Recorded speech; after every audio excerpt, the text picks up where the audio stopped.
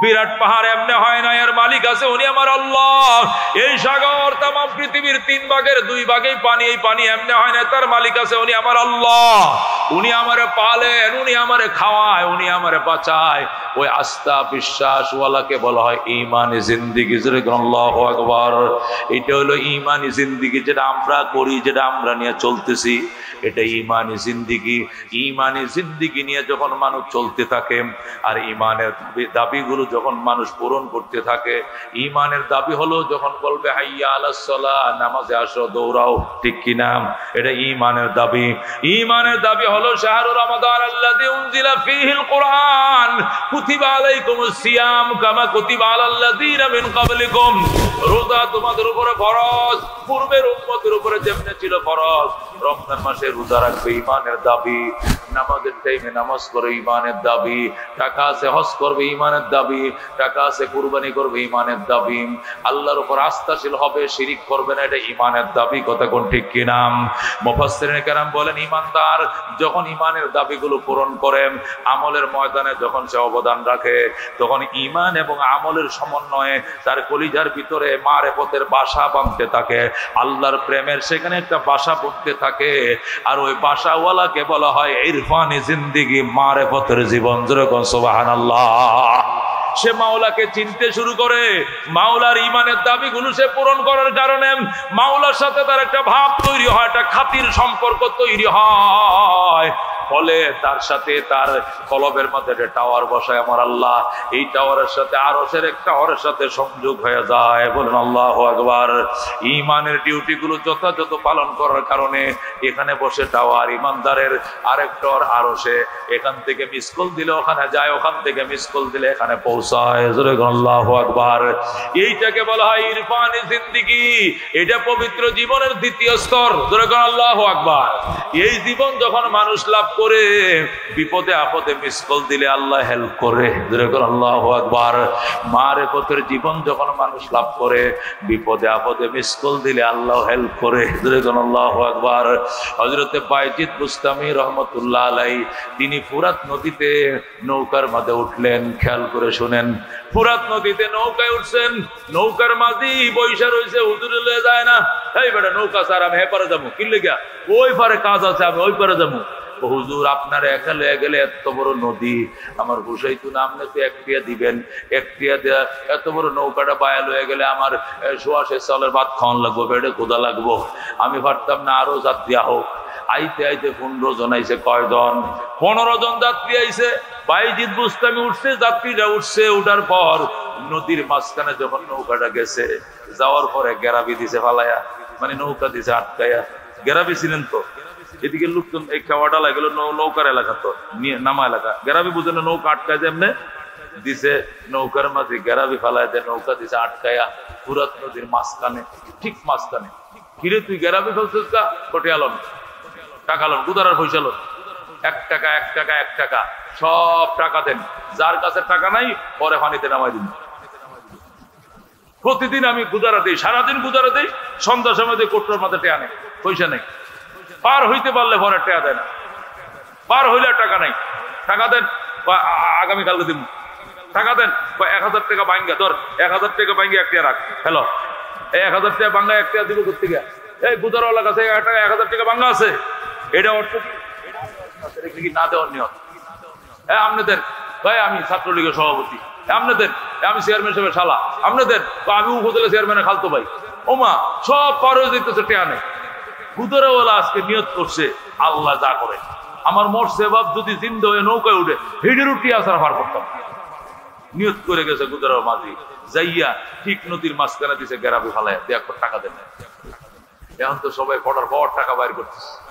টাকা 1 টাকা 1 টাকা 15 জন দিয়েছে, 15 টাকা। এবার বাইজিদ বুস্তামের কাছে হুজুর ফেয়া দেন না জলদি। তুই যে আমার দমকটা মারলে, তুই আমার বাতিদার সমান। কিরে, এই যে আগে যে একটা মুরব্বী এই যে খাওয়া বার করতো, হেঁটে করতো, ও হে আমার আব্বা, উনি মারা গেছে। কবে? আরো 2 মাস আগে মারা গেছে। ও আচ্ছা, তুমি এখন তার ছেলে? কহ এখন বাবার বইটা আমি লইছি ওয়ারিশ সূত্রে, আমি বইটা পাই। তোমার আব্বা তো আমার 40 বছর বার করছে বাইক, জীবনে কোনদিন টিয়া চাইল না, তুমি টাকা খুঁজো কেন? ওইটা আমার বাপের ব্যাপার। আমি নিয়ত করে বাইরেছি আমার এই মরছে যে বাপ, এইটাও যদি চিন্তা আমার না উঠে এরও টিয়াতরা পার করবে। সুতরাং এনে আপনি বাইজিৎ বলে আপনার টাকা দেন। আল্লাহর ওলি বাইজিৎ কবা যান, আমি তো টাকা কামাই করি না, আমি তো শুধু মাওলার প্রেমে শুধু পাগলের মতো দৌড়াই, নদীর এই পারে যাই আল্লাহরে পাবো বলে, ওখানে যায় পাই না, আবার এই পারে আই, এই পাহাড়ে যাই, এই জঙ্গলে যাই, মাওলারে খুঁজি, আমার আর কোনো কাম নাই। আল্লাহু আকবার। আমি মাওলার খুঁজে পাগলের মতো দৌড়াই, আমি পয়সা কামাই না, আমি কোত্থেকে দিব রে? তোর বাবা তো জীবনে আমার কাছে টাকা খুঁজে নাই, তুই কে খুঁজোস? বাবা না খুঁজলে না খুঁজুক, এই জন্য তো আমার ভাঙ্গা ঘর, বেড়ার ঘর 40 বছর পূজারা দিল বাপে, একটা ফাঁকা ঘর বানাইছিল না, এখনো বেড়ার ঘর, ইয়াল ইন্দে ঢুকে কুত্তা ইন্দে ঢুকে, এই গেছে অবস্থা। আমি নিয়ত করছি পয়সা ছাড়া বাপেরও বার করতাম না, ঠেয়া দেন। বাইজিৎ তো আমার কাছে টাকা খুঁজতে কি হবে? আমি টাকা বানাইতে পারি, আমি তো টাকা কামাই না। আমার না দাঁড়া, নৌকার গোলর নিচ থেকে রশি বাইর করে এই হাতে বাঁধছে, পায়ে বাঁধছে, বান্ধে কয় ভাই আপনারা ধরেন তো এই হুজুরে ফায়ার কিনারে ধরেন, এটি তো সে ফায়ার কিনারে, এ তো সে হাতের কিনারে, খুদরা হলো দূরে কয় এই ফেলাই দিলাম। কি ফেলে দিব আমারে? কহ এই নদীর মাঝখানে বুড়ো মানুষ, এই পুষ্পাচ্ছে শীত, কহ টাকা ছাড়া উঠছেন কেন? ভাইজি ডাকতে তো বাবা ফেলিস না, আমি একটু মিস কল দিব, সুযোগ দেন, আমি একটু মিস কল দিব, সুযোগ দেখো, আসানি দেন। দিলাম সুযোগ। আল্লাহর ডাকতে মাবুদ গো, আমি জানতাম না দুনিয়াতে টাকা পয়সার এত মূল্য, জীবনে টাকা পয়সা কামাই করি নাই, আমি যদি আগে বুঝতাম কিছু টাকা আমি নিজেও কামাইতাম। ইয়া আল্লাহ, আমি তোমার সন্তানে বেকুল, একবার নদীর ওই পারে যায়, আবার এই পারে, আবার ওই পারে, আবার এই পারে, আমি তোমারে খুঁজি, তোমারে খুঁজি, তোমারে খুঁজি, আর কাউকে নয়। তুমি আমার টাকা দিলা না কেন? আজকে দেখো একটা টাকার জন্য আমার হাতে পায়ে কেমনে বাঁধছে। রব্বুল আলামিন, তোমাকে পাওয়ার জন্য যদি দুনিয়ারে লাথি মাইরা থাকি, তাহলে আজকে একটা টাকার জন্য আমার ডুবাইয়া মাইরো না। বলেন আল্লাহু আকবার। শুধু কলটা দিয়া দিছে। আল্লাহ ডাক দেখো, ফুরাত নদীর মাছ, সব নদীর নিচে যান, যায় দেখ সোনালী পয়সা, রূপালী পয়সার কারখানা বানাইছি, প্রত্যেকটা মাছের মুখে 2টা সোনার উপর পয়সা নিয়ে পানির উপরে বাইসা পর। আল্লাহু আকবার। সেকেন্ডের ভিতরে কোটি কোটি মাছ, প্রত্যেকটা মাছের মুখে সোনার পয়সা একটা, রূপার পয়সা একটা, চিক চিক করতেছে, ঝলঝল করতেছে, টাকা নিয়ে কোটি কোটি মাছ মিছিল শুরু করে দিছে। ওগো আল্লাহর ওলি ভাইজি, 1 টাকা 2 টাকা নয়, লক্ষ লক্ষ টাকার ব্যবস্থা আমরা করব, নৌকার ডরাই বুঝাই করে ফেলবো, তবু তোমার গায়ের একটা পশম বিছতে দিব না। আল্লাহু আকবার। যেই মাত্র নৌকার মাঝি ছায়া থেকে শুধু মাছের মিছিল চলতেছে, শুধু মাছ আর মাছ, সব প্রত্যেকটা মাছের মুখে সোনালী পয়সা, রূপালী পয়সা।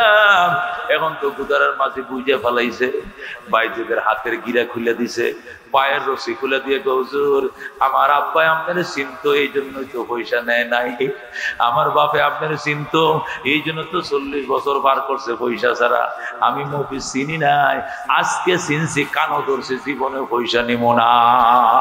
জোরে কোন আল্লাহু আকবার।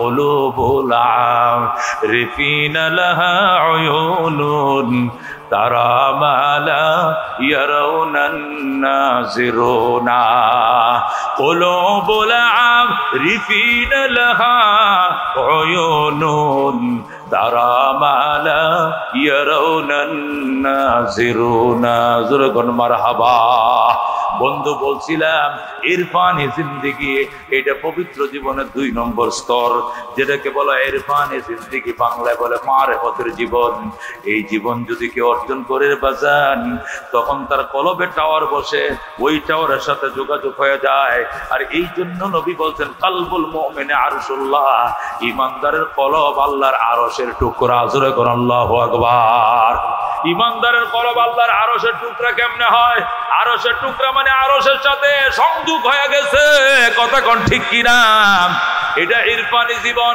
এই মারেফতের জীবন অর্জন করার পর আল্লাহর বান্দা যখন ধীরে ধীরে আল্লাহ থেকে আরো অগ্রসর হতে চায় এই দুই নয়নে আল্লাহ ছাড়া আর কিছু দেখে না দুনিয়ার প্রতি প্রক্ষেপ থাকে না ব্যাগ নিয়ে বাজার করতে যায় না, কাগজ নিয়ে জমিনের দলিলে যায় না, ও বাসা ভাড়া উড়ার তার মন চায় না। তার অধিক সময় মসজিদে কাটায়, অনেক সময় কোরআন তেলাওয়াতে কাটায়। জীবনের সাথী আর বাতি একমাত্র আল্লাহ, লীলা খেলা চলছে আল্লাহর সাথে। তখন ওই জীবনকে বলা হয় ওয়াহদানি জিন্দেগি, বাংলায় বলে ফানা ফিল্লার জীবন। জোরে কোন সুবহানাল্লাহ। এই জীবন, এটা পবিত্র জীবনের 3 নম্বর সিনিয়র স্তর, এটা সর্বোচ্চ স্তর। নবী রাসূল বাদ দিয়া, সিদ্দিকরা বাদ দিয়া, এটাই হলো সর্বোচ্চ স্তর সাধারণ ঈমানদারদের জন্য। এটাকে বলে ওয়াহদানি জিন্দেগি, বাংলায় বলে একক জীবন, মারিফতের ভাষায় বলে ফানাবিল্লার জীবন। যে জীবনের চাওয়া পাওয়া, দেখা শোনা সব সব দেখি আল্লাহ। जिधर देखता हो उधर तो ही तो है, हजर में शजर में तेरे ही बू है। আল্লাহর ওলি মঈনুদ্দিন চিশতি আজমেরি সঞ্জিরি বলতেন, আল্লাহ যেদিকে দেখাই শুধু তোমারে দেখতে পাই। গাছের মধ্যেও তোমার গ্রাণ, মাছের মধ্যেও তোমার গ্রাণ, দুধ খাইলে দুধের মধ্যেও তুমি মাওলার গন্ধ পাই। যেরকম আল্লাহু আকবার। ইয়া আল্লাহ যেদিক তাকাই শুধু তুমি আর তুমি, তুমি ছাড়া কেউ না, শুধু তোমারে দেখি। अल्लाहु अकबर। कांते ताके मिठा तो अपने हस्ती को, अगर कुछ मर्तबा चाहो कि दाना खाक में मिलकर गुले गुलजार होती है। मिठा तो अपने हस्ती को, अगर कुछ मर्तबा चाहो कि दाना खाक में मिलकर गुले गुलजार होती है। এই জন্য আল্লাহর ওলি বলতেন, আল্লাহর মারিফত যদি অর্জন করতে চাও, সান্নিধ্য যদি পেতে চাও, নিজের অস্তিত্বকে বিলীন করে দাও, অহংকার অহমিকাকে মাটির সাথে মিশিয়ে দাও। মিটা দো আপনি হাস্তি কো, আগার কুছ মর্তবা চাও। আল্লাহর কাছে যদি উচ্চ মর্যাদা পেতে চাও, নিজের অহমিকার আল্লাহ বিশদাত উপরিয়ে ফেলাও, অস্তিত্বকে বিলীন করে দাও। কে দানা খাকে মে মিলকর গুলে গুলজার হতি হ্যায়। কয় যখন গোলাপের চারা যখন বোনায়, দানা মাটির নিচে দেয়, যখন মাটির নিচে বীজগুলো পরে থাকে, কিছুদিন পরে এই বীজ থেকে গোলাপের চারা জন্মায়, সেখান থেকে গোলাপ ফুল ফোটে। গোলাপ ফুল ফোটার আগে কিন্তু অনেক ত্যাগ থাকে, কতক্ষণ ঠিক কিনা? বাগানের ফুল ফোটার আগে যেরকম বাগানে বীজ বপন করা লাগে, বীজ যেরকম নিজেকে অস্তিত্ব বিলীন করে মাটির নিচে পড়ে থাকে, এই পড়ে থাকা বীজ থেকে একদিন গোলাপ ফুটে দুনিয়াকে চমকায়া দেয়। ঠিক তো দুরূহ মুসলমান, আল্লাহর বিশেষ সান্নিধ্য অর্জন যদি করতে চাও, একক জীবন যদি লাভ করতে চাও, নিজের অস্তিত্বকে বিলায় দাও। মঈনুদ্দিন চিশতি বলতেন, এ খোদা তুম মুঝকো মুঝসে दूर कर, ताके देखो तुझको मुझ पे एक नजर। आए खुदा तो मुझको मुझसे दूर कर, ताके देखो तुझको मुझ पे एक नजर। আল্লাহু আকবার। আল্লাহর ওলি বলতেন, আল্লাহ আমাকে আমার থেকে সরাও, আমারে আমার থেকে সরাও। আমি যে বইছি চেয়ারটা ভরে গেছে, আমারে সরাও, জায়গাটা খালি করো। এই জায়গায় তুমি ঢুকো, আমার ভিতরে তোমাকে দেখতে পাই। আল্লাহু আকবার। আয় খোদা তো মুঝকো মুঝসে दूर कर, ताके देखो तुझको मुझ पे एक नजर। ইয়া আল্লাহ আমাকে আমার থেকে সরাও, তাহলে তোমাকে আমি এক নজর আমার ভিতরে খুঁজে পাবো। ও মুসলমান, মানুষ যখন পবিত্র জীবনের উন্নত স্তর লাভ করে, ওই সময় মানুষ মাগরিবের নামাজ এই কেওয়াডালা কইরা ইচ্ছা করলে আল্লাহর সহযোগিতায়, আল্লাহর ইচ্ছায় সে এশার নামাজ মক্কা শরীফ পড়তে পারবে। যারা ওই ওয়াহদানি জিন্দেগি লাভ করছে, এরা আল্লাহর ইশারায়, আল্লাহর সাহায্যে মাগরিব কেওয়াডালা পড়বে, এশা পড়বে মক্কায়, আবার ফজর পড়বে মদিনায়, আবার আল্লাহু আকবার, আবার পরের দিন যোহর পড়বে কেওয়াডালা নারায়ণগঞ্জ। ধরে কোন মারহাবা। এটা আমার আল্লাহ পারে, এটা আমার আল্লাহ পারে। কতক্ষণ ঠিক কিনা? হযরতে খাজা মঈনুদ্দিন চিশতি আজমিরি, ওনার খলিফা, 1 নম্বর খলিফা ছিলেন। ওনার নাম খাজা কুতুবউদ্দিন বখতিয়ার খাকি রহমতুল্লাহ আলাইহি। খাজা কুতুবউদ্দিন বখতিয়ার খাকি দলিলুল আরিফিন কিতাবের মধ্যে লেখে, এই আজমিরের মুসলমান মঈনুদ্দিন চিশতির কাছে আইসে, আয়ক হুজুর হজে যাবো, আপনিও চলেন। হুজুর হজে যাবো, আপনার লয়ে যাবো, আপনার যত খরচ এটা আমরা সবাই মিলে দিব, আপনার কোনো খরচ লাগতো না, খালি আপনি আমগোর সাথে যাইবেন, আপনি আমিরুল হুজ্জাত হাজী সাহেবদের আমির হবেন। আপনার মতো আল্লাহর সাথে হজে গেলে হজটা অন্যরকম হইব, কতক্ষণ ঠিক কিনা? এই জন্য আপনার যত খরচ লাগে আমরা দেবো, চলেন। মঈনুদ্দিন চিশতি গো বাজান আল্লাহ বহুবার নিছে, সামনে যাওয়ার নিয়ত আছে, এই বছর যাবো না। কেন? আমি পিতৃরায়ের বিরুদ্ধে জিহাদ ঘোষণা করছি, যুদ্ধ ঘোষণা করছি, সে যুদ্ধের প্রস্তাব কবুল করছে, সুতরাং আমি যুদ্ধের প্রস্তুতি নিছি। এই বছর হজে যাওয়ার সময় নাই, আল্লাহ বারবার হজ করাইছে, তোমরা যাও, দোয়া করি তোমরা যাও, যাও হজ করে আসো, আমি আগামী বছর যাবো। আহারে আজমিরের মুসলমানের মন খারাপ হয়ে গেছে। হুজুরে কইলাম আমরা খরচ দিব, 2 লাখ লাগে 10 লাখ লাগে, যা লাগে আমরা দিব, চলেন। কিন্তু হুজুরে গেল না। যাও এবার তারাই দল বান্ধা তারা হজে গেছে। ও মা, হজে যায় দেখে আসরের নামাজের টাইমে হেরেম শরীফের মধ্যে মাকাম ইব্রাহিমের সামনে কাতার বন্দিয়া, একবার মাগরিবের আজানের আগে লোক বসে রয়েছে, আগের কাতারে নামাজ পড়বে। এই আজমিরের মুসলমান গুলো কাতার বন্দিয়া বইছে, পিছন থেকে দেখে মঈনুদ্দিন চিশতি সামনে বসে রয়েছে, যখন আল্লাহু আকবার। এরা কই কিরে হুজুর কইছে আসবো না এই বছর, আবার তো আইসে দেই। দেখছুনি আমরা গুনাহগার, গুনাহগাররে কেউ পছন্দ করে না, আমরা পাপী বন্দার সাথে হুজুর আইলো না, হুজুর তো ঠিকই আইছে, একা একা আইছে। আমগুরে কইছে যাবো না, কিন্তু ঠিকই তো হুজুর আইছে। আরেকদিন বেটা হুজুরের জীবনে মিছা কথা কয় না, কত এটাকে, এটা হুজুরের চেহারা রে, মানুষের মতো কি মানুষ নাই? এটা মঈনুদ্দিন চিশতি না, এটা আরেকজন। বেটা আমগো হুজুরকে আমরা চিনি না, সামনেতে যায় হুজুর আপনি মঈনুদ্দিন চিশতি না? কহ আমদানে কইছেন হজে আসবেন না, এখন আইসেন কেমন? আমি বছর হজে আসি নাই, ওই যে একামত হইতেছিল তো বাইতুল্লাহ, হঠাৎ করে মন চাইলো যে জামারটা সামিল হই, পরে রুমালটা মাথায় দিলাম, চোখটি বন্ধ করলাম, চোখ খুলে দেখি কাতারে দাঁড়ানো। আল্লাহু আকবার। এটি কাদেরকে দেয় আল্লাহ? মাঝে মাঝে দেয় কাদেরকে?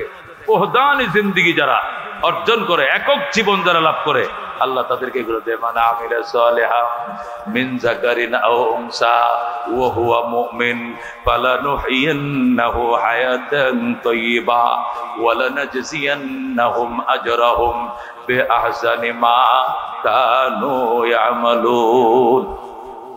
সবাই বলেন আলহামদুলিল্লাহ। আমি গুনাহগার তো আইছি, দেব আমি ফেনি যাব। আল্লামা মুফতি আব্দুল বাতেন কাসিমি দামাত বরকাতুহু বিদগ্ধ আলেমে দ্বীন এবং অত্যন্ত দামি আলোচনা করেন, বুজুর্গ আলেমে দ্বীন, আমার ভাইজান, আমার বড় ভাই, তিনি এই যে ঢুকছেন আমি তাকে এসেছিলাম, হুজুর এসে গেছেন, যেরকম আলহামদুলিল্লাহ। এরপরে আল্লামা ইয়াহইয়া মাহমুদ সাহেব আসবেন, কত শুনবেন আলোচনা, একজনের থেকে আরেকজন চমৎকার আলোচনা করে, কতক্ষণ ঠিক কিনা? হৃদয় ভরে। এই প্যান্ডেল আমার দিকে তো আমার মেজাজ হইলে খারাপ হয়ে গেছে, এটা কিতা বানাইছে, এই কয়জন আটবে, এইগুলোর মধ্যে কি আমরা বয়ান করি? আল্লাহ তো বড় বড় স্টেজে বয়ান করে আমাদেরকে, কতক্ষণ ঠিক কিনা? এই যে উলামাদের যাবো, না হইলেও তো লক্ষাধিক লোক সেখানে, না হইলেও লক্ষাধিক লোক সেখানে। ও মুসলমান, গত বছরের আগস্ট বছর 75 সালা করছে তারা, মানে মাদ্রাসার 75 বছর বয়সের পূর্তি অনুষ্ঠান করছে 20 সালে, এখন 23 সাল, মানে 78 সালা চলছে মাদ্রাসা বয়স 78। এলা চিন্তাটা করেন, সেই ব্রিটিশ আমলের প্রতিষ্ঠান ওলামাদের মাদ্রাসা। আমাদের এই বড়রা এই জাতীয় প্যান্ডেলে বয়ান করে। এলাকার মানুষ তো অত্যন্ত ভাগ্যবান যে এই সাহসী মায়ের সন্তান, আপনাদের প্রিন্সিপাল। প্রতিষ্ঠান ছোট, কিন্তু আপনাদের এই প্রোগ্রামটা ছোট করে উনি আয়োজন করে নাই, জায়গা নাই দেখে এখানে কোনো স্কুলের বড় মাঠ থাকলে মাঠে করতো, কথা ঠিক কিনা? না হইলে 2 দিনের প্রোগ্রাম সাজাইছে কেমনে? নিশ্চয়ই তার দুঃসাহস আছে, হিম্মত আছে, তার সেরকম মনোবল আছে। আমি অনুরোধ জানাবো, কানায় কানায় পর্যন্ত পার্টি বিছাইয়া দেন, আল্লাহর বান্দারা একবারে ছিপ মেরে বসবে, আর উলামায়ে কেরামের বিদগ্ধ উলামায়ে কেরামের জবান থেকে কোরআন ও সুন্নাহর অমীয় বাণী শুনবে, হৃদয়কে শীতল করবে, ঈমানের খোরাক গ্রহণ করবে। আল্লাহ তৌফিক দান করে, জোরে কোন আমিন। ওয়া আখিরু দাওয়ানা আনিল হামদুলিল্লাহি মাজিদ। चलो ना समझकर बेगारो ना हमको कि हम भी किसी के बनाए हुई है।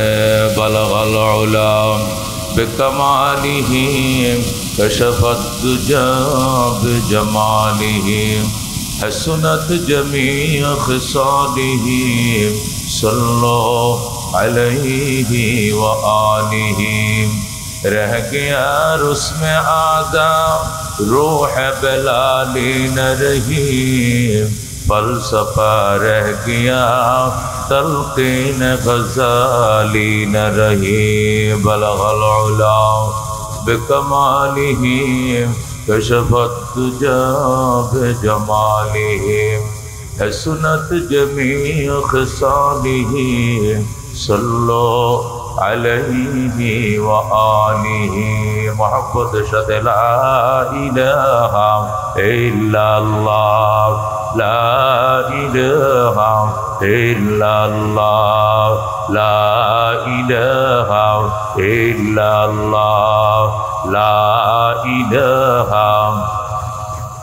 درپیشانی نے طریقت روح کو دریا کر دیا دل کو روشن کر دیا آنکھوں کو بینا کر دیا لا الہ الا اللہ لا الہ الا اللہ خود نہ جو راہ پر آؤ روح کے ہاتھی بن گئے کیا نظر تھے جس نے مردوں کو مسیحا کر دیا لا الہ الا اللہ لا الہ الا اللہ مال و دولت تن پرس سارا حلال من بنائے ملک مولا ذوالجلال لا الہ الا اللہ لا الہ الا اللہ ما شاخ درختیم ما شاخ درختی مفرد میوه توحید هر راه گذره سنگ زند عار نداریم لا اله الا الله لا اله الا الله لا اله الا الله محمد रसूलुल्लाह सल्लल्लाहु अलैहि वसल्लम। क्या उठाला মোহাম্মদিয়া কারিমিয়া দারুল কোরআন মাদ্রাসার উদ্যোগে 2 দিন ব্যাপী ওয়াজ ও দুয়ার মাহফিলের প্রথম দিনের প্রথম অধিবেশন, গুরুত্বপূর্ণ অধিবেশনের সম্মানিত সভাপতি হযরত উলামায়ে কেরাম, মুরব্বিয়ান আযম, বারাদারান ইসলাম, পর্দার আড়ালের পর্দানিশীন মা ও ভগ্নীগণ, অসংখ্য শুকরিয়া মনিবের ফিতনা ফাসাদের জামানায় যখন মানুষ পাগল ইউটিউবের, যখন মানুষ পাগল দৌড়াচ্ছে ফেসবুকের পিছনে, ইউটিউবের পিছনে, নেকটা উলঙ্গ বেহায়াপনা বেল্লালাপনার পিছনে, সেই দুঃসময়ে গাওডালা মোহাম্মদিয়া দারুল কোরআন মাদ্রাসা জান্নাতের বাগান সাজিয়েছে। আজকে এলাকাবাসীর জন্য আজ এবং কাল ঈদের আনন্দ, আজকে এলাকাবাসীদের জন্য ঈদের আনন্দ। এলাকার মেয়েরা যারা অন্য মহল্লায় বিয়ে হয়েছেন তারা তাদের আত্মীয় স্বজনকে নিয়ে তারা নাইয়ুর চলে আসছেন এই মাহফিল শোনার জন্য। অত্র এলাকার মধ্যে মাইক মারা হয়েছে, পোস্টারিং হ্যান্ডবিল দেওয়া হয়েছে এবং আলোচনা সম্প্রচারের জন্য যথেষ্ট দূর পর্যন্ত মাইক দেওয়া রয়েছে। আমার মা বোনরা গড়ে বাড়িতে দিকে শুনতে পারবেন এবং দুস্থ আহবাব যারা রয়েছেন পুরুষ ভাইয়েরা তারা এসে সামনে বসে উলামায়ে কেরামের নুরানি চেহারার দিকে তাকিয়ে থেকে অমীয় বাণী, কোরআন ও সুন্নাহর তাফসীর আলোচনা শুনতে পারবেন। একটি ছোট প্রোগ্রামে এত বড় বড় উলামায়ে কেরামকে দাওয়াত করা হয়েছে যে আমাদেরকে এই যে 4 জন আজকে, কালকে 4 জন, এই 4 জনের থেকে একজনই একটা মাহফিলের জন্য যথেষ্ট। এক একটা লোকই একটা প্যান্ডেলের প্রধান অতিথি হওয়ার জন্য যথেষ্ট। যে 4 জনকে আজকে অতিথি করা হয়েছে, অত্যন্ত দুঃসাহস। একটা লোকে একটা প্রোগ্রামের প্রধান অতিথি হওয়ার যথেষ্ট, প্রধান অতিথি হওয়ার জন্য। তারপরে আপনাদের রুহের খোরাক, আপনাদের দিলের তামান্না আকাঙ্ক্ষা পূরণ করার জন্য এই ভক্ত মহাপরিচালক এই প্রতিষ্ঠানের বরেণ্য ওলামায়ে কেরামকে দাওয়াত করেছেন। আলহামদুলিল্লাহ, যাতে করে আপনারা 12টা-1টা পর্যন্ত প্রাণ করে আলোচনা শুনতে পারেন। আল্লামা ইয়াহিয়া মাহমুদ সাহেব, আমি গত রাত্রেও রাত 3টা পর্যন্ত প্রোগ্রামে ছিলাম। ঐতিহাসিক ময়মনসিংহের পূর্ব ময়মনসিংহ নান্দালের 12 গ্রাম মাদ্রাসা, ওইটা 70 বছরের দাওরা হাদিসের পুরাতন মাদ্রাসা। আমি যখন রাত্রে বয়ান করি 3টার দিকে, তখনও 1 লক্ষ শ্রোতা। সুবহানাল্লাহ, এখন বুঝেন অবস্থাটা কি দাঁড়াইছে। সেখানে আমার আগে উনিও বয়ান করেছেন, বাংলাদেশের বড় বড় অনেকগুলো মাইকেরাম সেখানে বয়ান করেছেন। আজকে আমি এখানে বয়ান করা আরো পরে কথা ছিল। আজকে আমার মাহফিল নোয়াখালী বেল্টে, নোয়াখালী, ফেনী, কুমিল্লার সবচেয়ে বড় মাদ্রাসা, যেটাকে সোনাগাজী জামিয়া হুসাইনিয়া ওলামা বাজার মাদ্রাসা বলে। ওলামা বাজার মাদ্রাসা নাম শুনছেন? ওই দিকে যারা বাড়িঘর তারা নাম শুনছেন ওলামা বাজার মাদ্রাসা। আল্লামা নুরুল ইসলাম আদিব সাহেব সেটার প্রিন্সিপাল। দক্ষিণ পূর্ব এশিয়ার হাটাজারি পটিয়ার পরে এই মাদ্রাসা 3য় স্থান, বিশাল বড়। সেই মাদ্রাসার 2 দিন ব্যাপী সম্মেলনের আজকের শেষ দিনের প্রধান মেহমান আমি। সেখানে 9টার থেকে আমার আলোচনা করার কথা রয়েছে। এই জন্য ভাইকে বলছিলাম আমাকে মাগরিব পরে দিতে হবে, তখন তিনি সেই কথা রেখেছেন। এই কারণে আমাকে এখানে আগে আলোচনা করতে হয়েছে। এখান থেকে ওলাবাজার, ফেনী, সোনাগাজীতে যাইতে 2 ঘন্টা পারা যাবে কিনা সন্দেহ আছে, 2.5 ঘন্টা 3 ঘন্টা লাগতে পারে। আল্লাহ দ্রুত পৌঁছার ব্যবস্থা করেন, দূরে কোন আমিন। হাজিরিন, আমি ভূমিকায় সময় না দিয়ে তেলাওয়াতকৃত আয়াত থেকে সংক্ষিপ্ত তাফসীর শোনাতে চাই। শুনতে রাজি আছেন ইনশাআল্লাহ? আমি যে আয়াত আপনাদের মাঝে তেলাওয়াত করেছি, রব্বুল আলামিন আয়াতে কারীমার মধ্যে ইরশাদ করেন, মান আমিলা সালিহাম মিন যাকারিন আও উনসা, যে ব্যক্তি নেক আমল করবে, পুরুষ হোক বা নারী হোক, পুরুষ হোক বা নারী হোক, যদি নেক আমল করে, ভালো কাজ করে, নামাজ পড়ে, রোজা রাখে, হজ করে, যাকাত দেয়, দাড়ি রাখে, মিসওয়াক করে, পাগড়ি পরে, সুন্নতে মর্যাদাগুলো আদায় করে, যে কোনো নেক আমল বন্দা করবে, ওহুয়া মুমিন, ঈমান সহকারে। আল্লাহ বলেন, যে ব্যক্তি ঈমান সহকারে নেক আমল করবে, ডিউটি হলো 2টা, তার জন্য পুরস্কারও রাখছি আমি আল্লাহ 2টা। জোরে কোন সুবহানাল্লাহ। ডিউটি 2টা, পুরস্কার কটা? 2টা। কর্মসূচি 2টা, পুরস্কার 2টা। কর্মসূচি 2টা কি কি? মান আমিলা সালিহাম মিন যাকারিন আও উনসা, যে কোনো নারী বা পুরুষ নেক আমল করবে, ভালো কাজ করবে। 1 নম্বর হলো ভালো কাজ করা, নেক আমল করা। 2 নম্বর ওহুয়া মুমিন, সে হবে ঈমানদার। সে কি হবে? সে যে ভালো কাজগুলো করবে সে ঈমান সহকারে করবে। নামাজ পড়বে ঈমান সারা না ঈমান সহকারে? ঈমান সহকারে। রোজা রাখবে ঈমান সারা না ঈমান সহকারে? ঈমান সহকারে। ঈমান সারা নামাজের দাম নাই, ঈমান সারা রোজার দাম নাই, ঈমান সারা হজের দাম নাই, ঈমান ব্যতীত যাকাতের দাম নাই, ঈমান ব্যতীত সদকা করলে কোনো সওয়াব নাই, ঈমান ব্যতীত দান খয়রাত করলে সরিষার দানা বরাবর কোনো সওয়াব পাওয়া যাবে না। ঠিক কি না?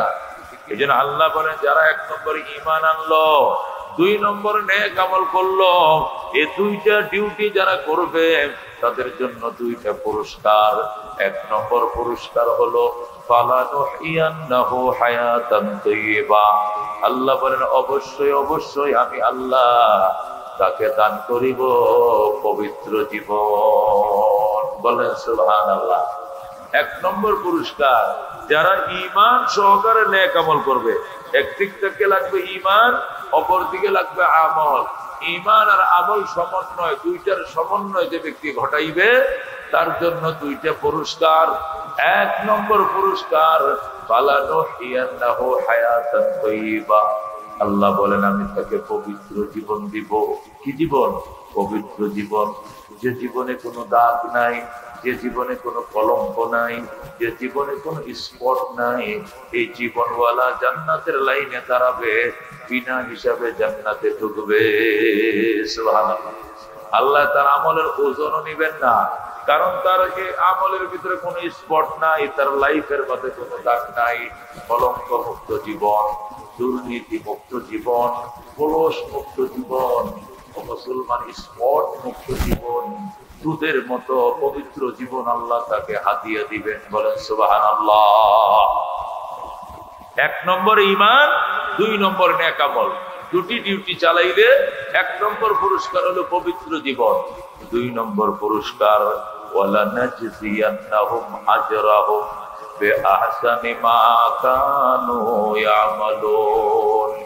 আল্লাহ বলেন ওয়ালা নাজজিয়ান্নাহুম, আমি আমার ওই বান্দা বান্দি নারী পুরুষকে প্রতিদান দেব, আমি আমার বান্দা বান্দিকে প্রতিদান দেব বিআহসানি মা কানু ইয়ামালুন, যে আমলগুলো তারা করত এই আমলের উত্তম প্রতিদান আমি আল্লাহ তাদেরকে প্রদান করিব।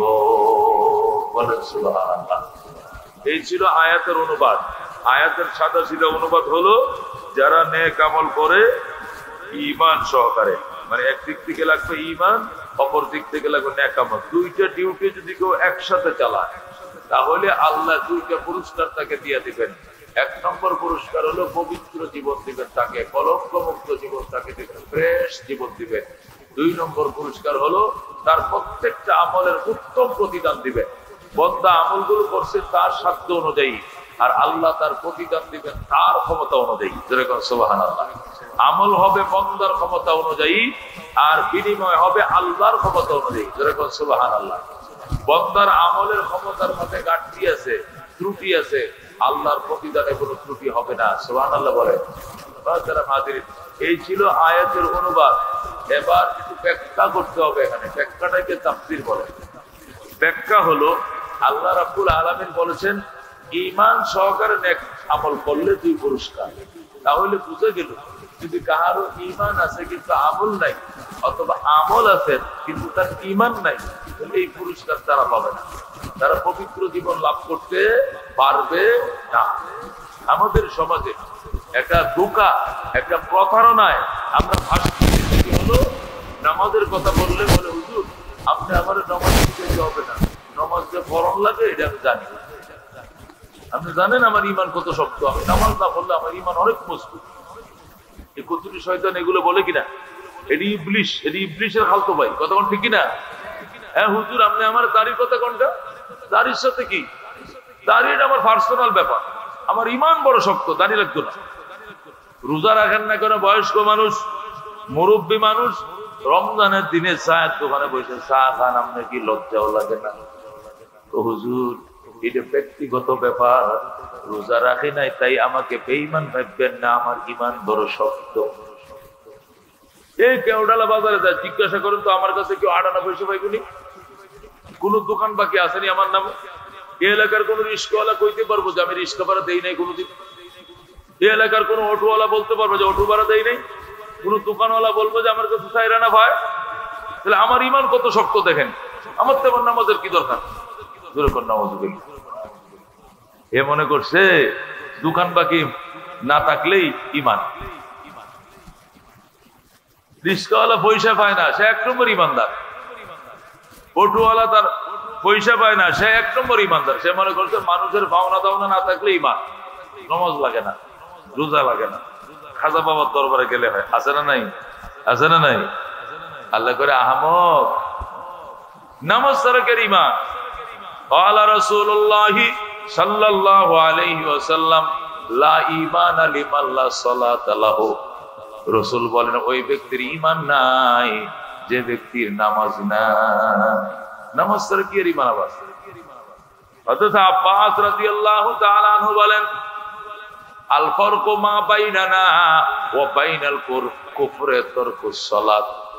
হযরত আব্বাস রাদিয়াল্লাহু তাআলা আনহু বলেন আল্লাহর নবী বলেছেন আমাদের মাঝে আর কাফেরদের মাঝে পার্থক্য হইল নামাজ পড়া আর নামাজ না পড়া। কাফেররা নামাজ পড়ে না, মুসলমান নামাজ পড়ে। মুসলমানের আদমশুমারি হয় মসজিদের নামাজ দিয়া। এই এলাকায় মুসলমান কয়জন, ওই এলাকায় হিন্দু কয়জন, এই এলাকায় ইমানদার কয়জন, ওই এলাকার বেঈমান কয়জন, এটা গড়ে গড়ে যায় আদমশুমারি লাগে না। এই আদমশুমারি হয় মসজিদের কাতারে। এই এলাকায় মুসল্লি হয়েছে 30 জন, এই এলাকার মধ্যে মুসলমান আছে মাত্র 30 জন। বাকিরা কি বেড়া মসজিদে নাই, নামাজে না, ইমানদারের খাতারে না, এই কাতায় তাদের নাম নাই। যেরকম নাউজুবিল্লাহ। ও মুসলমান, তুমি মনে করছো কেউ দোকান বাকি পায় না, তুমি বড় ইমানদার, রিস্কওয়ালা পয়সা পায় না, তুমি ইমানদার। তুমি জীবনে মিথ্যা কথা কও না, এরে বলে ইমানদার জীবনেও না। ও মুসলমান, ইমান কাকে বলে? ইমান কাকে বলে? আল ঈমানু ইকরারুন বিল লিসান, ঈমান বলে মুখ দিয়ে স্বীকার করা, ওয়া তাসদীকুম বিল জিনান, অন্তর দিয়ে বিশ্বাস করা, ওয়া আমালুম বিল আরকান, এবং অঙ্গ প্রত্যঙ্গ দিয়ে সেটিকে বাস্তবায়ন করা। তিনটা জিনিসের সমন্বয় হলো ঈমান। কথা কোন ঠিক কিনা? আল ঈমান ইকরারুন বিল লিসান, ঈমান বলে মুখে স্বীকারোক্তি দেওয়া, স্বীকার করা, আশহাদু আল্লা ইলাহা ইল্লাল্লাহ ওয়া আশহাদু আন্না মুহাম্মাদান আবদুহু ওয়া রাসূলুহু। মুখে স্বীকার করছ, এটা বুকে তোমার বিশ্বাস করতে হবে এবং কাজের বেলা এটাকে প্রমাণ করে দেখাইতে হবে, তখন বোঝা যাইবে তুমি ঈমানদার। আর কাজে যদি না মিলে, মুখের কথা যদি বুকে না মিলে, তুমি খাট্টা মুনাফিকের বাচ্চা, তুমি মুসলমান নও। কথা কোন ঠিক কিনা? এই জন্য মুসলমান আল্লাহ বলেছেন, তুমি যদি পবিত্র জীবন লাভ করতে চাও তাহলে 1 নম্বরে লাগবে ঈমান, 2 নম্বরে লাগবে আমল। ঈমান আছে আমল নাই হবে না, আমল আছে ঈমান নাই তাও হবে না। ঈমান এবং আমল দুইটাই একসাথে লাগবে, ঠিক কিনা? অনেক মানুষ আছে ঈমান নাই কিন্তু আমল ভালো আছে কিনা? অনেক আছে ঈমান নাই তবে আমল ভালো। হিন্দু ভদ্রলোক বেঈমান কিন্তু তার চল চরিত্র ভালো, দান খয়রাত করে অনেক, যেই যায় সাহায্য করে, খালি হাত কাউরে ফেরত দেয় না। অনেক ইহুদি নাসারারা আছে নিজের ফ্যামিলির টাকাগুলো রাইখা বাকিগুলো দাতব্য ফান্ডের মধ্যে দিয়ে দেয়, সংস্থার মধ্যে দিয়ে দেয়। ওই ওদের টাকা দিয়ে বাংলাদেশে আশা চলে, কারিতাস চলে, প্রশিকা চলে, গ্রামীণ ব্যাংক চলে। এগুলো বড় বড় ইহুদি নাসারাদের দাতার এই দাতব্য টাকা দিয়ে ব্যাংকগুলো, সংস্থাগুলো চলে। কিন্তু এরা মূলত একজনও ইমানদার নয়, ঠিক কিনা? এ মুসলমান, প্রশিকা চলে ইন্ডিয়ার পয়সায়, কারিতাস চলে ইন্ডিয়ার পয়সায়। ইন্ডিয়ার বড় বড় ব্যবসায়ীরা কোটি কোটি টাকা দিছে, এরা বাংলাদেশে আইসে ক্ষুদ্র ঋণ, মাইক্রো ঋণের ব্যাংক খুলছে, ছোট ছোট ব্যাংক, কিস্তি দেয়, ব্যাংক দেয়।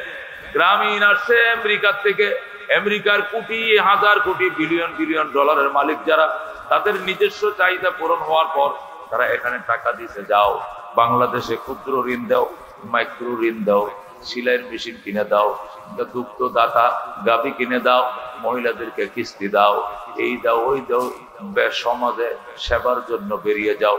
সেবাই পরম ধর্ম, মানব সেবাই পরম ধর্ম, এই স্লোগান দিয়ে তারা বের হয়ে গেছে। কিন্তু বলতে চাই, মানব সেবা পরম ধর্ম, এটা ঠিক আছে, ঈমান থাকলে পরম ধর্ম, ঈমান ছাড়া পরম ধর্ম নয়, ঠিক না? এখন মানব সেবা পরম ধর্ম, সেবার জন্য বেরিয়ে যাও। ওই শিক্ষার জন্য আসো, সেবার জন্য বেরিয়ে যাও। স্লোগান চলছে দুনিয়াতে, সেবাই পরম ধর্ম, মানব সেবাই ধর্ম। এগুলো অনেক জায়গায় লিখেও রাখে। মানব সেবাই ধর্ম, এই কথাটা সত্য নয়। মানব সেবা ধর্মের একটা বিশাল অঙ্গ, কিন্তু এই মানব সবাই কোনোদিন জান্নাতে নিবে না যদি ঈমান না থাকে। কথা কোন ঠিক কিনা?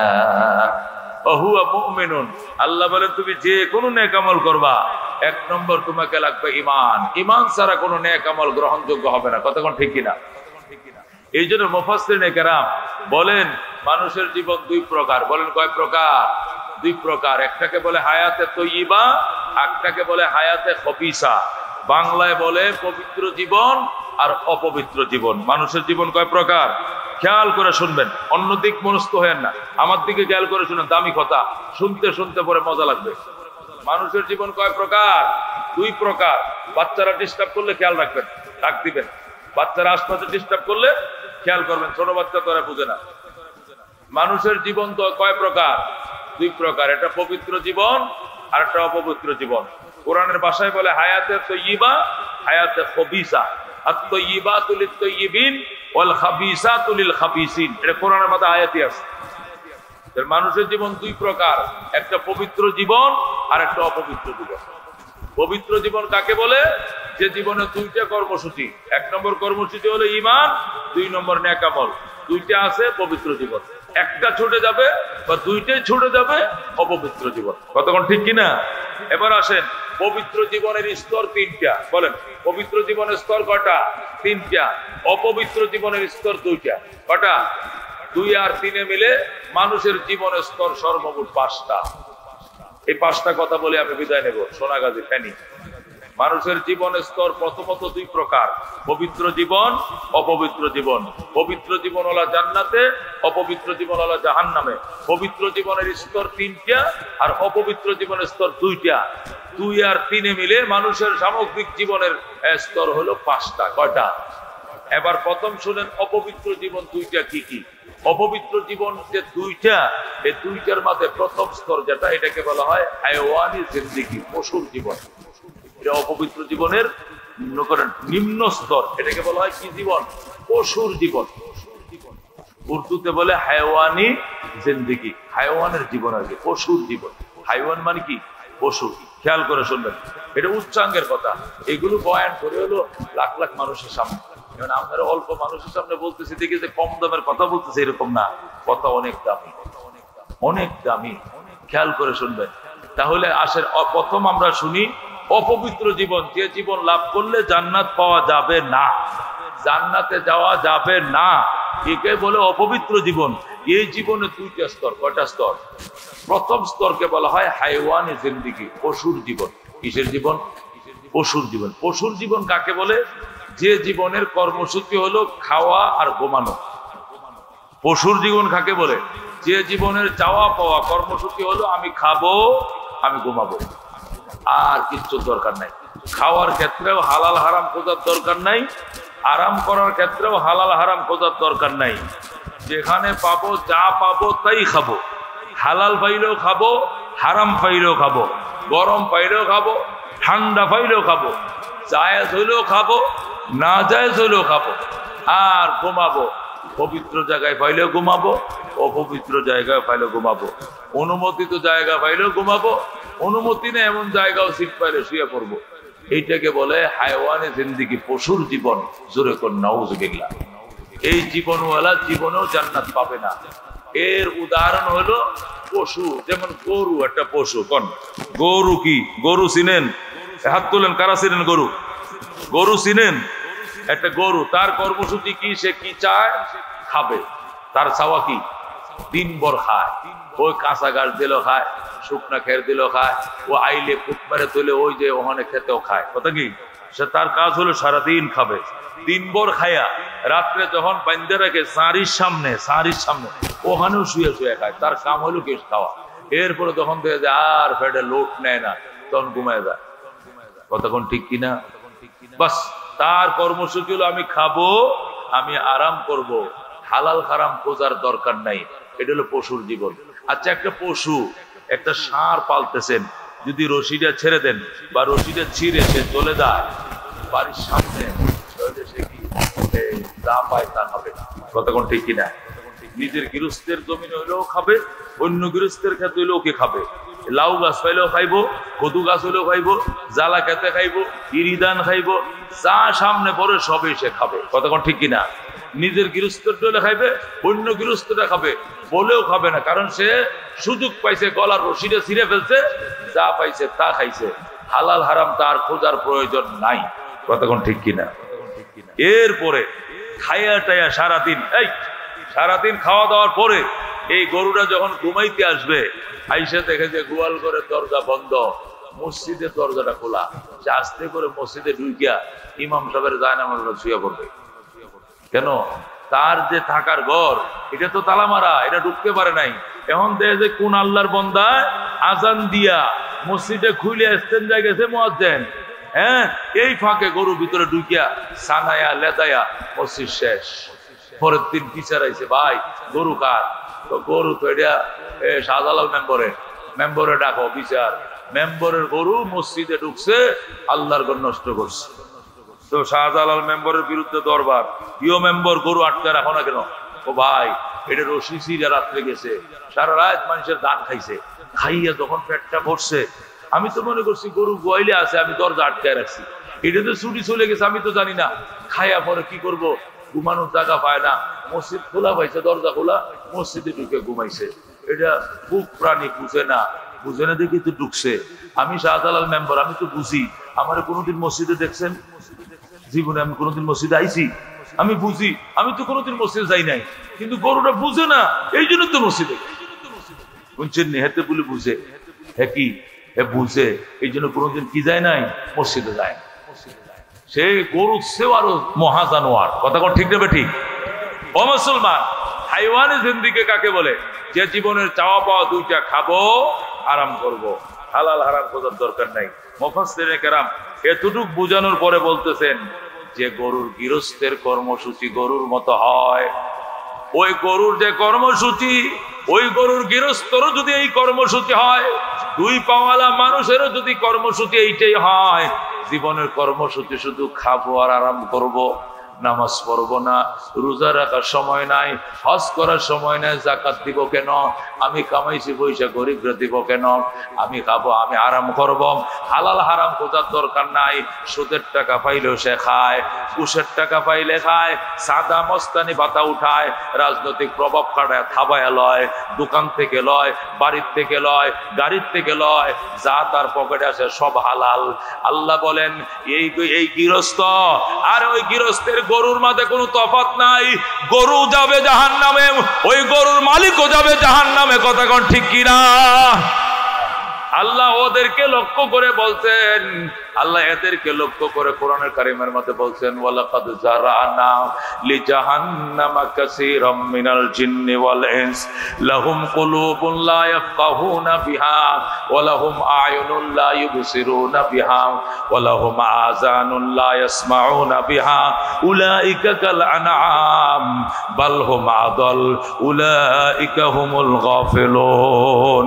আল্লাহ বলেন জাহান্নামে জ্বালানোর জন্য, জাহান্নামে পুরানোর জন্য আমি একদল জিন এবং ইনসানরে বানাইছি। এদেরকে অন্তর দিছি, অন্তর দিয়ে বুঝে না। এদেরকে চোখ দিছি, চোখ দিয়ে দেখে না। এদেরকে কান দিয়েছি, কান দিয়ে তারা শুনে না। উলাইকা কাল আনআম, এরা গরুর মতো, চতুষ্পদ জানোয়ারের মতো। বালহুম আদল, বরং জানোয়ারের চেয়েও খারাপ, এরা গরুর চেয়েও কপাল পোড়া। যখন নাউজুবিল্লাহ। মুফাসসিরিনে কেরাম বলেন একটা মানুষ যতই খারাপ হোক, এটা তো জানোয়ারের থেকে খারাপ হতে পারে না। সৃষ্টির সেরা আল্লাহ জানোয়ারের কোন খারাপ বলছে কেন? জানোয়ারের থেকেও কেন খারাপ বলছে? তার কারণ হইল জানোয়ার জান্নাত পাইতো না, ঠিক আছে, কিন্তু জানোয়ার তো জাহান্নামে যাওয়া লাগবে না। জানোয়ার কি হবে? আল্লাহ জান্নাত জাহান্নামের মাঝখানে এক জায়গায় সমস্ত প্রাণীদেরকে বলবেন, তোমরা মনে কিছু নিও না, তোমাদের জন্য জান্নাত রাখি নাই, তোমাদেরকে জাহান্নামও দিব না। জান্নাত জাহান্নামের মাঝখানে কোনো তুরাবা, তোমরা মাটির সাথে মিশে যাও, তোমরা মাটি হয়ে যাও। সমস্ত পশুরা পাখিরা সব মাটির সাথে মিশে যাইবে। জান্নাত বানাইছি আমি জিন এবং ইনসানের জন্য, আর কারো জন্য নয়। আল্লাহু আকবার। এই জন্য মুফাসসিরিনে কেরাম বলেন একটা গরুর গৃহস্থ, আল্লাহু আকবার, সে জান্নাত না পাইলে জাহান্নামে যাওয়া লাগবে। কিন্তু একটা গরু জান্নাত যদি না পায়, জাহান্নামে যাওয়া লাগবে না, সে মাটির সাথে মিশে যাবে। তাহলে একটা গরুর চেয়েও গরুর গৃহস্থের পরিণতির অত্যন্ত খারাপ হয়ে গেল। একটা জানোয়ারের চেয়েও একটা খারাপ মানুষ, একটা জানোয়ারের চেয়েও একটা খারাপ মানুষের পরিণতি খারাপ হলো। ওই জন্যই কিয়ামতের ময়দানে যখন মানুষ দেখবে পশু পাখিরা মাটির সাথে মিশে যাচ্ছে, আর আল্লাহ আমরে জান্নাত তো দেয় নাই, বরং জাহান্নামের ফেরেশতারা হাতে পায়ে শিকল লাগাইছে, টাইনা টাইনা জাহান্নামে নিয়ে যায়। ওই সময় মানুষ আফসোস করতে করতে বলবে, ওয়ায়াকুলুল কাফিরু ইয়া লাইতানি কুনতু তুরাবা, ওয়ায়াকুলুল কাফিরু ইয়া লাইতানি কুনতু তুরাবা। কাফের আফসোস করতে করতে বলবে, আয় আমার কপাল পোড়া, আমার পুরা কপাল, আমি যদি মানুষ না হইয়া জানোয়ার হইতাম বড় ভালো ছিল, আজকে মাটির সাথে মিশে যাইতাম। মানব করে জন্ম নিয়াম, জান্নাত তো পাইলামই না, জাহান্নাম থেকে রক্ষা পাইলাম না, আমার কপাল পুরা। এই বলে আফসোস করতে থাকবে মানুষগুলো। জোরে কোন নাউজুবিল্লাহ। জীবন, এই জীবন কি আমাদের জীবন হইতে পারে কিনা বলেন? হইতে পারে? মানুষ কি হাইওয়ানি জিন্দেগি, পশুর জীবন লাভ করতে পারে? মানুষ কোনোদিন পশুর জীবন লাভ করতে পারে না। আল্লাহ আমাদেরকে হেফাজত করুন, জোরে কোন আমিন। মানুষ কেমনে পশুর জীবন লাভ করবে? মানুষ খাইবে হালাল হারাম খুঁজে, ঠিক কিনা? গরুর মতো হালাল হারাম না খুঁজে খাইলে চলবে না। মানুষের জন্য কি সুদের টাকা হালাল না হারাম? সুদের টাকা হালাল না হারাম? তা আপনি সুদের টাকা লাগে খান কি জন্য? কেন খান? সুদের 70 প্রকার গুনাহ। কয় প্রকার? সুদের 70 প্রকার গুনাহ।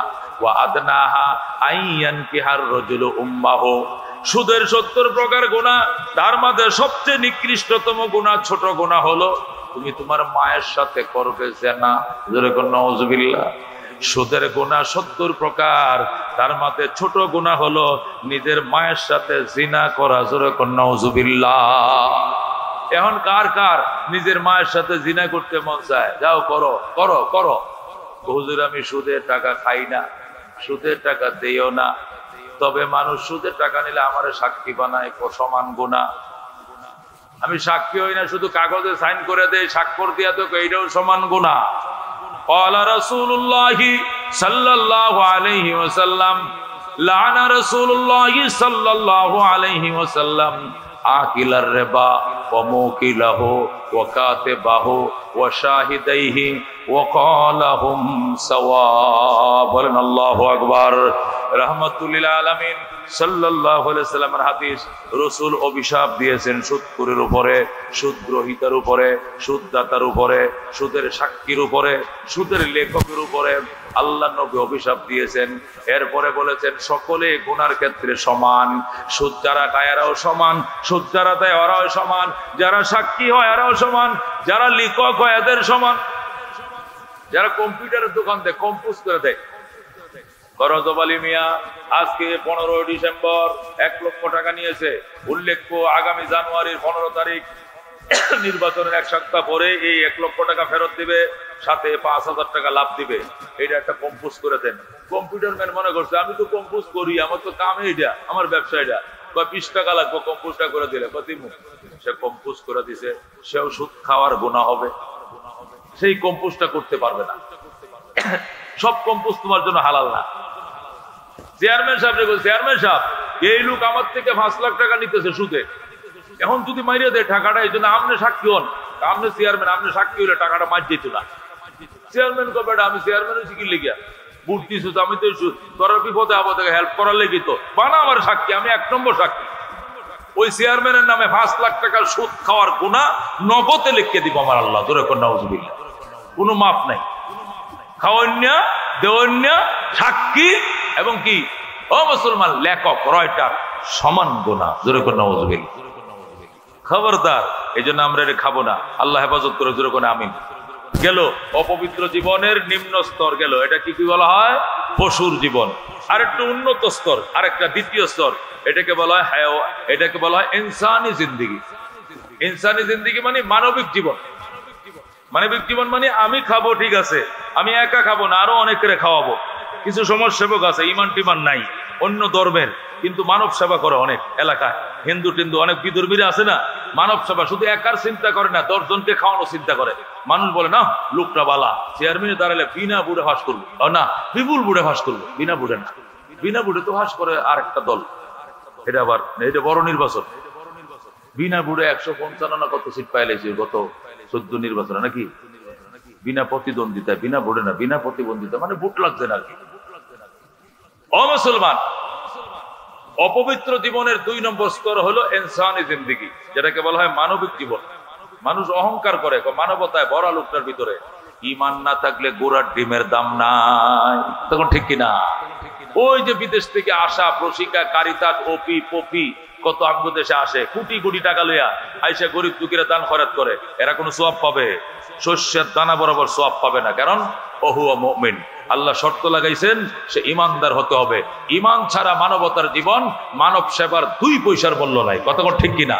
এই জন্য এই দুটা স্তর যাবে জাহান্নামে, দুটা অপবিত্র জীবন। এবার আসেন পবিত্র জীবনের স্তর 3টা। কয়টা বলছিলাম বলেন? অপবিত্র জীবনের স্তর কয়টা বলছিলাম? 5টা কথা মুখস্থ করেন না, তাও তো বলতে পারেন যে 5টা কথা শিখে আসছিলাম। পবিত্র জীবনের স্তর 3টা। কয়টা? 1 নম্বর ঈমানি জিন্দেগি। পবিত্র জীবনের যে নরমাল স্তর, যেটা সাধারণ স্তর,